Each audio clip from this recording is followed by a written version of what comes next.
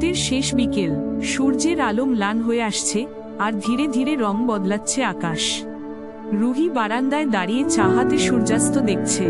হঠাৎই পেছনে থেকে শামীম তার কোমরে হাত রাখল।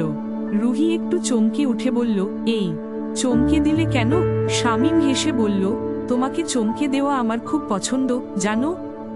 আজ তাদের বিবাহবার্ষিকী। 8 বছর আগে আজকের দিনেই তারা বিয়ের বন্ধনে আবদ্ধ হয়েছিল। সময়টা যেন উড়ে চলে গেছে, তবুও তাদের ভালোবাসার গভীরতা দিন দিন বেড়েই চলেছে। শামীম রুহিকে বলল, তোমার জন্য একটা চমক আছে আজ। রুহি চোখ গোল করে জিজ্ঞাসা করল, কি চমক? শামীম হেসে উত্তর দিল না, বরং সে গিয়ে আলমারি থেকে ছোট্ট একটি বক্স বের করে আনলো। বক্স খুলতেই রুহি দেখল সেখানে ছোট্ট একটা ডায়মন্ডের নেকলেস। রুহি চমকে উঠে বলল, এই এত দামি কিছু কেন আনলে? আমরা তো সঞ্চয় করার কথা ভেবেছিলাম।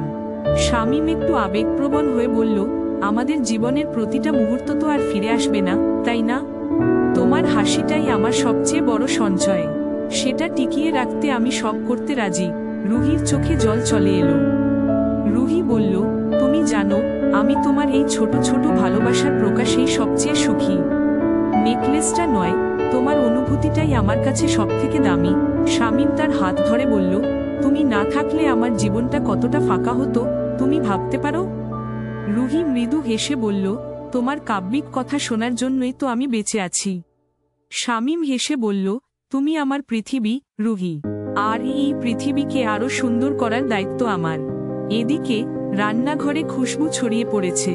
শামীম নিজে হাতে আজকের রাতের খাবার তৈরি করেছে। টেবিলে সাজানো ক্যান্ডেল লাইট ডিনার। রুহি দেখে বলল, তুমি তো সবকিছুতেই এক্সপার্ট হয়ে যাচ্ছ। ডিনার করতে করতে শামীম তাদের প্রথম পরিচয়ের গল্প বলতে লাগল। সেই দিনগুলো মনে পড়লে দুজনেই যেন হারিয়ে যায় সময়ের স্রোতে। রাতে তারা বারান্দায় দাঁড়িয়ে আকাশের দিকে তাকিয়েছিল। পূর্ণিমার আলোয় আকাশ যেন আরো রোমান্টিক হয়ে উঠেছে। রুহি শামীমের কাঁধে মাথা রেখে বলল, তোমার সঙ্গে আমার জীবনের প্রতিটা দিনই যেন নতুন সূর্যোদয়ের মতো। শামীম হেসে বলল, তুমি এমন করো কেন রুহি?